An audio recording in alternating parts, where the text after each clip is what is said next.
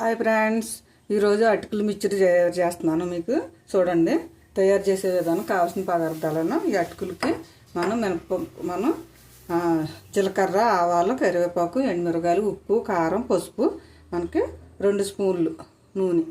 ఓకేనా? నూనె పోసుకుని తయారు చేసే విధానం చూపిస్తున్నాను. చూడండి, మనం 2 స్పూన్లు 2 గరిటెలు నూనె వేసాను. ఇది మనకి అటుకులు కోపును అనమాట. వేగిన తర్వాత చూపిస్తాను. చూడండి, ఇదిగో ఆవాలు, అలాగే మనకి కరివేపాకు, జీలకర్ర అన్నీ వేసుకుని చక్కగా వేగిన తర్వాత అప్పుడు అటుకులు వేసి వేపాలన్నమాట. ఇదిగో ఫ్రెండ్స్, మనకి అటుకులు వేగిపోయి ఇప్పుడు మనం పసుపును, కారంను, అలాగే సాల్టును ఇవి కూడా వేసేసి చక్కగా ఒక ఏగి ఏగనిద్దాం.